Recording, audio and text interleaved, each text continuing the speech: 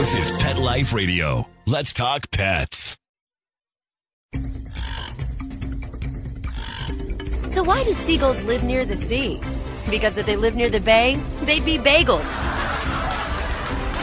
Welcome to Wings and Things, where you'll find real answers to real questions about everything you want to know about pet birds. Care, feeding, bird products, travel, and more. Everything to make your frequent flyer a happy camper. From parrots to parakeets, cockatiels to cockatoos, you'll have a bird's eye view of everything there is to know about your fun, feathered friends. So, spread your wings and get ready to fly on Wings and Things. Welcome to Wings and Things on Pet Life Radio. We're your hosts, Barbara Heidenreich from Good Bird Inc. and Robin Shewokis from the Leather Elves. Today's topic is My Parrot's a Perch Potato. What can I do? Do you live with that bird that just seems to hang out on one perch all day long? This week we'll discuss some strategies for going from potato to playful parrot. We'll be right back after these messages. Sitting on a branch overlooking the parking lot, the pigeons watched as a Mercedes pulled in below them. What do you think? One bird said to the other. Should we put a deposit on that car? Stay perched. Wings and Things will be soaring back right after these messages. What if you could protect the life of your cat with something so simple and affordable that you already use every day? Get ready for the evolution of kitty litter. It's Pretty Litter. Along with all the features you've come to expect from your kitty litter, Pretty Litter's patented and scientific formula will also monitor your cat's health and detect illnesses early while providing industry-leading odor control. 2 kitty litters, same cat, same price. But there's one important difference. Pretty Litter reacts to your cat's waste by detecting health issues simply by changing color. And the key is that Pretty Litter detects these issues before your cat shows symptoms of physical illness or pain, likely saving you major dollars in vet bills while protecting the health of your cat. What do you think, little guy? Ready to switch litter? Pretty Litter. Colorful insight into your cat's health. Go to prettylittercats.com/cat101 or use coupon code CAT101 to get 20% off your first subscription order.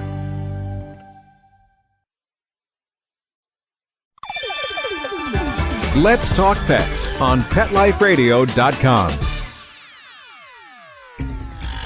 A Frenchman walks into a bar with a parrot on his shoulder. The bartender asks, "Where did you get that thing?" The parrot replies, "In France. There are millions of them." Don't have a canary. Wings and Things is back. Welcome back to Wings and Things on Pet Life Radio. Today's topic is My Parrot's a Perch Potato. What can I do? Well, why is exercise necessary? I personally don't feel the need for it. But, you know, I think it is necessary for our birds. I think it is too. And I think the veterinarians out there would probably have a thing or two to say. And there were probably people that would say that I could use exercise too. So, you know, it's not whether you feel like it, it's whether it's appropriate or not. Well, and once you get over the hump, you know, it does feel pretty good after a while. This is true. So we want our birds to feel that way, right? We want that little rush of, woohoo, I got some exercise. That vigor and, you know, stop clogging the arteries after all the little Fritos and chips and stuff that are being handed to them. We're not feeding our birds Fritos and chips. We're giving them nuts and sprouts sprouts. That's right. But those nuts, it's the nuts. That's why you've got to exercise because of the nut treats. Fault. The people that give treats like me. Oh no, because food is love. That's what I always say. Food is love. That's what happened to my family. That's what happened to me. But you know, it does happen with parrots. I'll tell you, when I teach a workshop, and this one always kills me. You know, we do use food throughout the workshop to reinforce the parrots. So that means we're saving the food to reinforce for training. And inevitably, whenever we take a break or we have lunch, I'll see somebody over there taking like a piece of macaroni salad and giving it to their parrot and going, what did I do wrong? And I was like, that whole piece of macaroni is like your whole training session. Yeah, I don't know if we've used this example before, but the whole, you know, feeding thing, and when you give a bird something that, like, some people will say, oh, I gave him a cookie. A cookie's bigger than his head. You know, not that you wouldn't love that cookie that's bigger than your head, but how good is it for you? And so think about the size relative to the size of your bird. But exercise is so important. You know, we've got these birds that are in captivity. They're in cages, and, you know, hopefully they're allowed out around your house. But they may not be getting the kind of exercise that they need. Yeah, and I think a lot of them, especially, as someone who has an Amazon and loves Amazons, I do see that tendency, even though my bird is flighted, she is one of those birds that was clipped probably during fledging because she never tries to fly unless she gets frightened. And she also has arthritis, so I don't ask that of her. But, her tendency is to not move around much if she can help it. And I'm sure there's other people with Amazons who have that same problem. We always hear about them passing on from fatty liver disease and things like that from these rich diets and not getting any movement. And I think you can also attribute some of the issues that come up to lack of exercise. I've got the Energizer Bunny of parrots. I have the Kayik, who doesn't stay still for anything. I've never, ever thought of him as a perch potato. But is he getting enough exercise for a Kayik? There may be that level. Some birds may be a little bit more sedentary than others. But you want to expose them to as much opportunity for exercise as you can and get them, moving around their cage. If your bird doesn't come out very often, give them that opportunity in the cage. And I think one of the problems that comes up with that is whether there's space for that movement. Are you creating a perch potato by not giving your bird enough space in his cage? Yeah, that's true. And a lot of people already know that cage requirements. Your goal is hopefully to get as big of a cage as you possibly can for your parrot. And beyond that, if you can have play stands and play gyms, and I really am a big fan of an aviary. If you can afford it, it's not always in somebody's budget, but there are some inexpensive ways to build aviaries, and we might save that for another show. But to have a nice aviary where your bird has lots of different resources available to him, like maybe there's a mister in there to take a bath, but that's way over in this other corner that he's going to have to work his way over to. It takes a little travel to get there. Yeah, and maybe the sunny spot, it has a perch on it, but it's on the other side of the cage. And maybe the food bowl is, well, actually, we could put the foraging toys in there instead of the food bowl, so that they have to work some more. Works too. Honestly, with Nikki, the dry food goes across the cage from the water bowl. And Nikki loves to dunk his food. Nothing gets in the mouth that isn't dunked into the water bowl. So he has a series of perches. He has a little route that he follows to go from the dry food to the water, and then so he gets a little exercise that way. So he wears like a little trail out. He does. The perches. Honestly, it's not a stereotypical behavior, I swear. But he does. He's got a little route that he goes, and sometimes if there's a toy hanging in the middle of the route, he'll find a new one. Yeah. So, but offering that space is so key. Yeah. And making sure that your bird's getting, not becoming that pouch potato. It's one of those phrases that might not need to be repeated, but not becoming that potato because you haven't given them enough space. Right. And obviously, training and enrichment are great ways to help get your bird moving. Again, positive reinforcement is basically reinforcing something that you want to see happen more often. So if you can get your bird moving from one point to another, and the consequence of that is that something great is over there, like we mentioned, like maybe a bath or, an opportunity to sit in the sun or to get a food reinforcer. And you, of course, can be a part of that as well. What I like to do with flighted birds, when I've had some in my house at various times, is I've got lots of different perches around the house that are acceptable for the bird, and I pretty much am, running from one perch to another and letting them follow me by flying and landing on that perch. They don't necessarily always have to land on me, and I put perches up high, and I have perches down low, and I can squat down on the floor so that they have to, really do some angles and some work to get some exercise. The flighted ones are a lot Barb's easier. Getting exercise with the perches. Maybe that's lifting, squatting. I don't know. Oh God, lunges now next, right? But yeah, and enrichment too. I think part of it is, when we talk about enrichment, it's encouraging those natural behaviors. And so when you're doing that, you're encouraging movement just by virtue of what you're asking the bird to do. Right. Of course, we don't want the reinforcer at the end to be like a French fry or something like that that defeats the purpose. That's not good. We all, people try to eat healthy, and I think it just applies to your birds as well. Yeah, definitely. Now, one thing about flight training and flapping and things like that I've always wanted to mention, because I know it's been out there in the literature that get your bird doing flapping exercises. And the way that people have done that sometimes that I've observed is maybe their bird's sitting on their hand, and then they drop their hand so that the bird flaps basically to maintain its balance. And while I understand you're getting your bird moving, for me, there's a little challenge with that, because I do think if your bird isn't comfortable with it, then you're not making the experience much fun for him. So waving your bird up and down in the air to get him flapping may be actually not very comfortable for him. So if you want to perhaps start teaching him to be comfortable with that, I wouldn't do these big giant movements with him. I'd start really tiny and reinforce him. Follow it up with some positive reinforcement for when he does put the wings out. But throwing him off balance to me isn't really an acceptable way to get them flapping their wings. That to me is actually using a little bit of that coercion that we really try to avoid in order to keep that great trust relationship with your bird. So be a little bit careful about that. Well, I mean, when you think about if a bird's trusting you enough to do, to step up on you and be on your hand, and you've created that fairly solid perch, it's moving, but I mean, branches do move in the wild, but and suddenly you're making that a completely unstable perch for your bird. You're kind of taking a little bit away from that trust that you've built up with the bird. But that's not to say that there aren't some birds that, I mean, I've definitely seen some birds, and I'm sure some of you out there have those birds that totally get into like swinging upside down, and they practically launch themselves off your hand so that they're hanging upside down and flapping. And that's different. That's looking at your bird's body language and saying, oh, this guy's into it. They'll definitely let you know. Yeah. It's something that you need to take the cue from your bird. Right.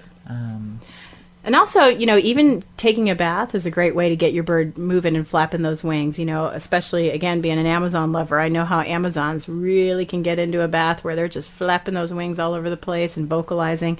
And again, it's movement. It's movement. I think I've told you this story before, but the first time Nicky took a bath in his water bowl, I was upstairs and my dad called me downstairs and said, the bird's drowning himself. I said, what do you mean the bird's drowning himself? And I went down and he was just taking a bath, but it was in a ton of movement. He was just moving around. He was in the bowl. He was out of the bowl. He was flapping his wings.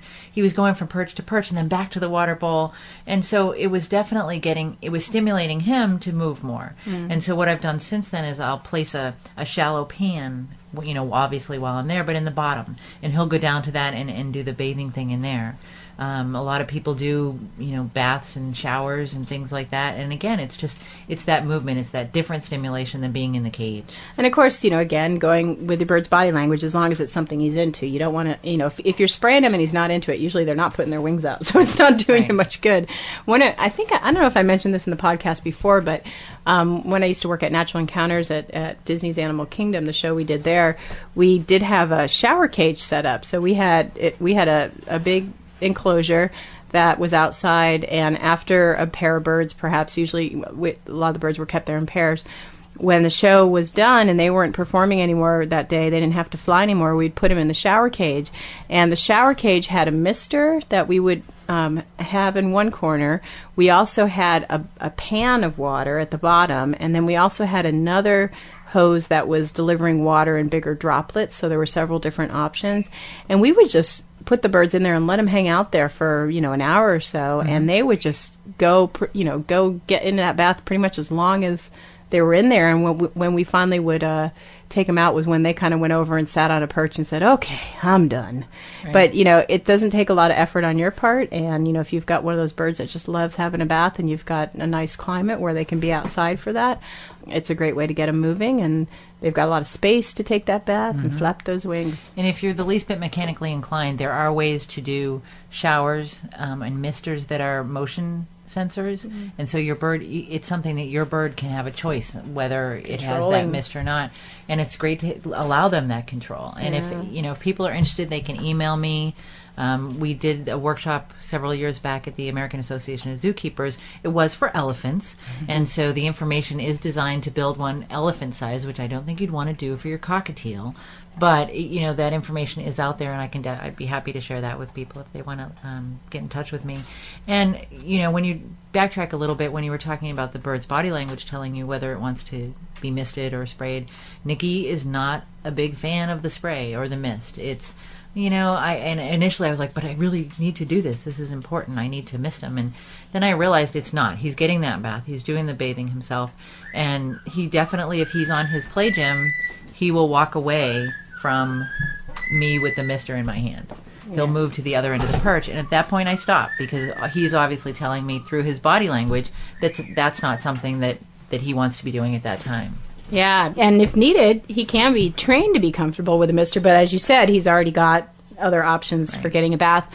And in Good Bird magazine, Tex Hankey wrote a great article about how she trained a cockatoo to using, shaping with approximations to teach a cockatoo how to be comfortable taking a bath with a little spray bottle. So that's another option for people out there that have a reluctant bather. Right. So back to those flighted birds, a lot of people may have a bird that's not flighted and they're not quite sure what to do about it. And I did mention a little bit about having the birds flap up and down and what to be careful about there. But if you've got one of those birds that's fully winged and you want him to fly but he's not flying, I do want to remember or remind people to not force the bird into flight by launching it over a bed or throwing it, because again, that gets you back into that coercion state, which is really contradictory to your positive reinforcement training strategies.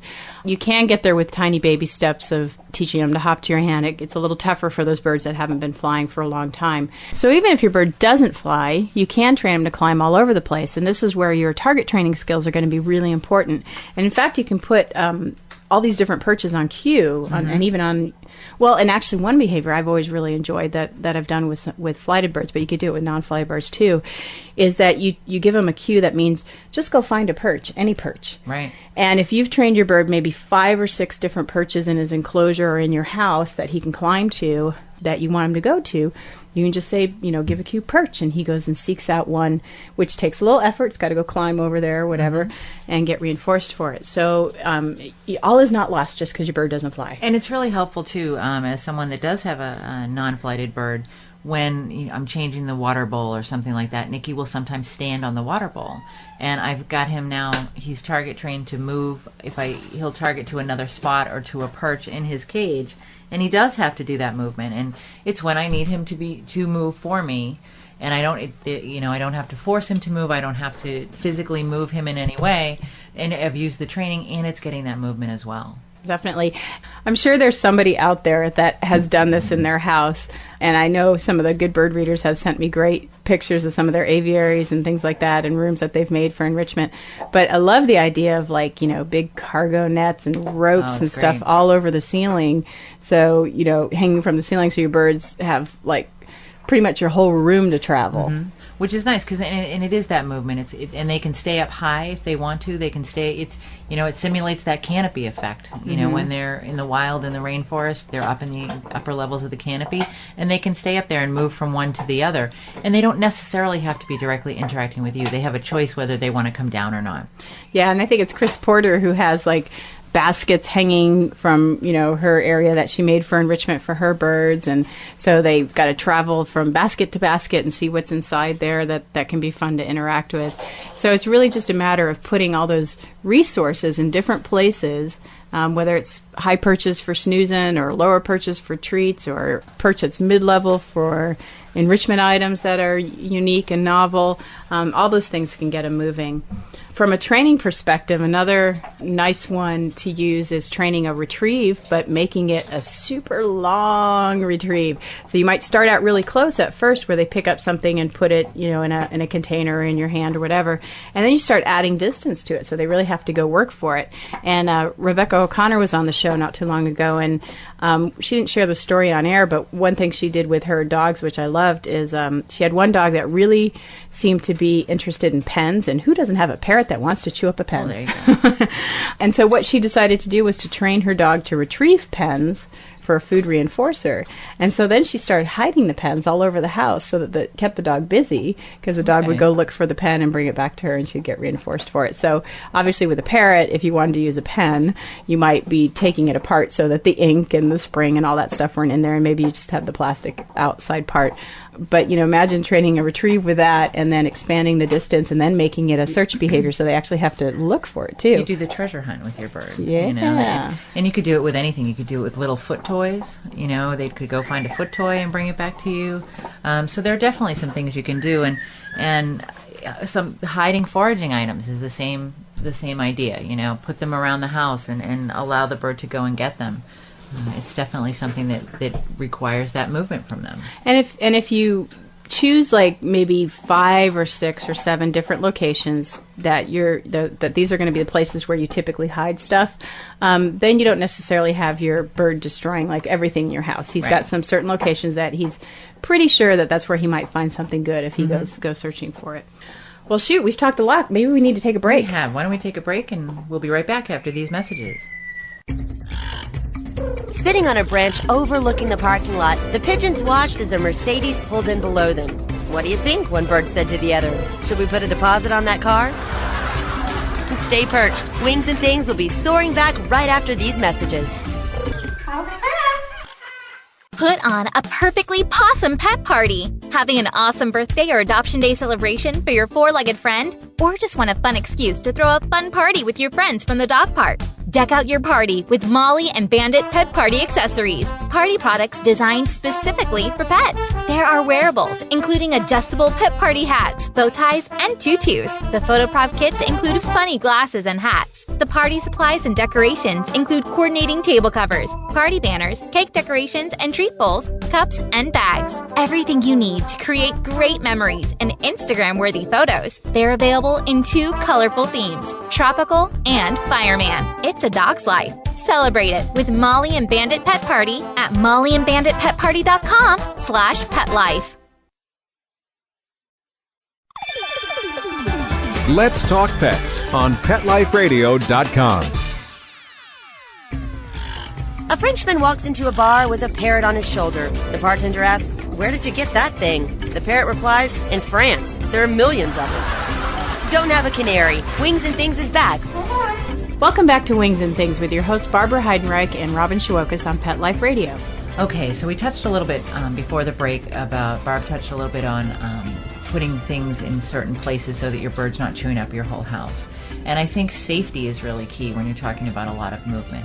You know, if you're letting your parrot out and you're offering different opportunities around your house, you just need to be really careful that the safety issues are taken care of first. You know, those electrical cords are awfully enticing, you know, and the window cords are enticing.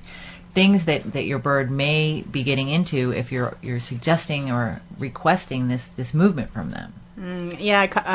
Banana Pudding, my cockatiel, likes to perch on the windowsill and look out the window, and I have had to sacrifice my blinds to the cockatiel because he has chewed them. And those are choices you make. Yeah, it was totally my fault because I left the blinds too low. But and after that, I was just like, oh well, they're here for him to chew. And fortunately, they're not very expensive. So if I decide to replace them, it won't be a problem. And there are things that do turn into enrichment opportunities and movement opportunities for your bird that you may not have anticipated, you know. And I mean, how many times have you heard the story, Barbara? Well, I don't have any door jambs on my house because I have a parrot.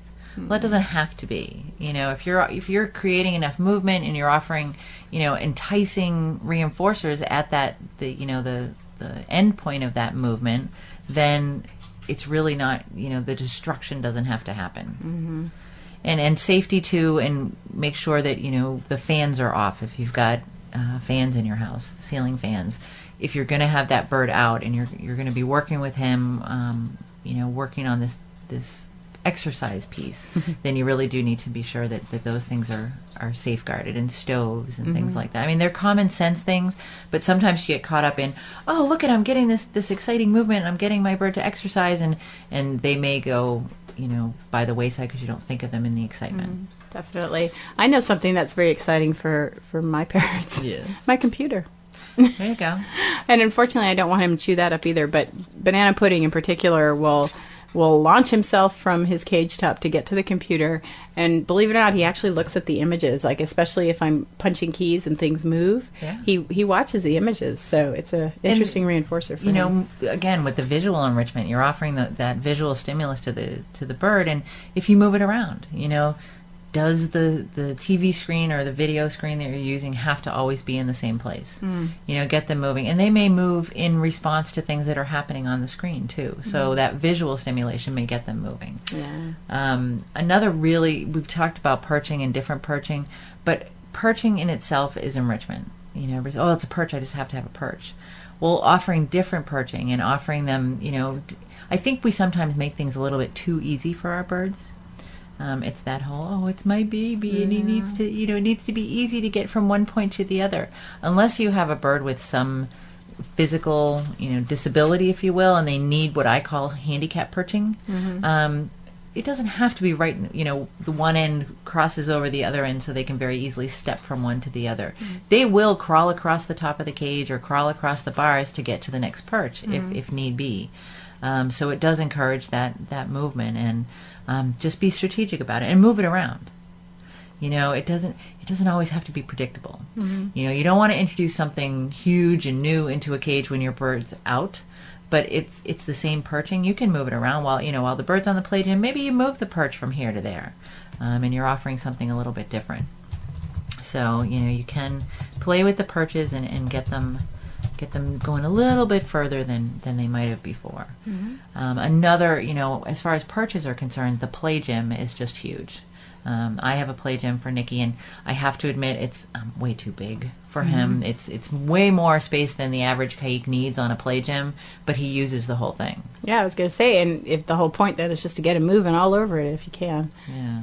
And one way to get birds moving all over, and I thought this was pretty awesome, Joseph, who is in my first DVD and also in my DVD on understanding parrot body language, he created an obstacle course for his Myers parrot. And he obviously it was fun for him just to train the different elements, but he turned it into a giant chained behavior. And so his little parrot, let's see if I can remember all the elements. I think he climbs up a ladder, rings a bell, then he has to walk to push a little wooden bead across a stick. Then he picks up an object and walks over and puts it into a little bucket. And then he has to climb down and go through some PVC pipe. He has through a little tunnel. So it actually, gets quite a bit of movement out of him. And it's fun for the bird and fun for Joseph to train. That's exciting. And you can train different behaviors, do a chain of behaviors on the play gym that incorporates the different levels. And, I know the one that I have for Nicky has like a spiral staircase of perching going up to the top. And then there's a swing. And there's just so much to get him moving. And swings are another great opportunity, whether they're in the cage or on the play gym. Sometimes they'll encourage that flapping behavior. The birds will flap to get themselves moving on the swing. Yeah, I have seen some birds make it swing on their own for Nicky sure. does the fireman pole as well. Slides down? Yeah, he the first time we saw it was so exciting, and now he just really thinks it's great because he gets a big laugh out of it, and he will. It's almost as though our laughter gets him to do it. If we're having fun and he's playing on the gym and something causes us to laugh, he then goes, it's like his cue, he then goes and does the fireman slide down the side of the swing. Yeah, we used to actually, that was a behavior we had a scarlet macaw do in a show at Marine World when I first started out in bird shows, and it was a fun one. It was a crowd pleaser, and it's, it may not be too difficult for the parrot to do, but it's fun to watch.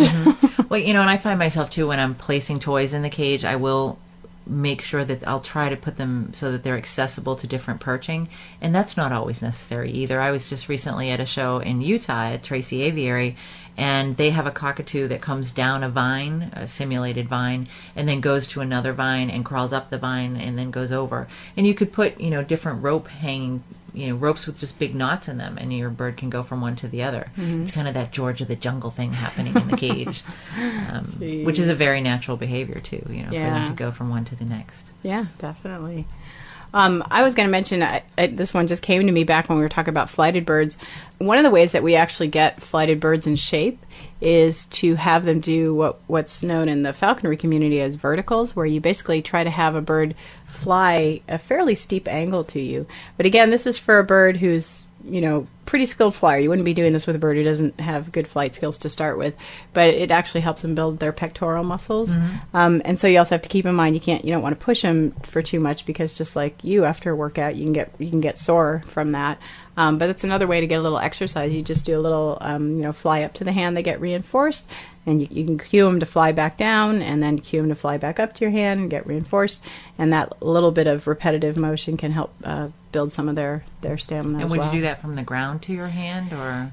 You can, but that, the idea is that they're really working those pecs. When they're flying more at a horizontal level, they can do a little more gliding if there's distance, but the idea is that they really have to put a little effort into it. Another exercise opportunity there. There you go. And sometimes, we talked in a prior podcast about having your bird enter and exit the cage on their own. If you put the play gym someplace where they may need to fly to it or climb to it, if they prefer being on the play gym, that may be a way to entice a little bit of activity from them. Yep, definitely. Definitely. Any more thoughts on how we can get them moving? I think too, choices. If you're varying your presentation as far as enrichment is concerned, you're going to get them to be more alert and more aware at different times of the day. If it's not okay, I'm going to hang out on my perch until the sun's at this point, it's 2:00 or whatever. They obviously don't know it's 2:00, but if that enrichment's coming at the same time every day, or the food's being presented at exactly the same time every day, then there is going to be that sedentary time. And so if you offer those choices and allow them, so they don't always know when it's coming, that may get some more movement and exercise from them. And, I feel like we're beating a dead horse, but foraging, it is working for their food. And it does get them, not just hanging out on the food bowl waiting for the delivery of that meal. And as far as the movement's concerned and offering different choices, you're allowing them some control too, and we've discussed that before. It's so very important. Yeah. Well, so you can probably figure out by now there are options for your bird that may be the perch potato to get them moving and getting some exercise in there and doing it safely and having fun at the same time. And most of the things that we talk about, Barbara, that fun aspect has to be happening, or it's just not. It's your reinforcer when you get that success and when you see that bird that is doing an activity that you have hoped that he or she would do. Yeah, well, to me, it always comes back to why, it's why we have parrots in our homes in the first place. They're not just pretty decorations. It's because they give us so much pleasure, and hopefully we can do the same for them. Right. So on to that. Should we move on to upcoming events? We should. Okay. January 23rd to the 25th is Parrot Festival in Houston, Texas, and it's hosted by the National Parrot Rescue and Preservation Foundation. There are a bunch of great speakers, and there's a huge vendor room, and they have evening activities, and I'll have a booth there, so stop by and say hello. And then on February 21st, you can see Barbara and I at the Parrot Training and Enrichment Workshop in Cincinnati, Ohio. That's hosted by the Greater Cincinnati Bird Club. You can visit their website at www.gcbclub.org. On February 22nd, I'll be in Cleveland. It's the Ohio Whirlwind Tour for an enrichment workshop with Cleveland Peace.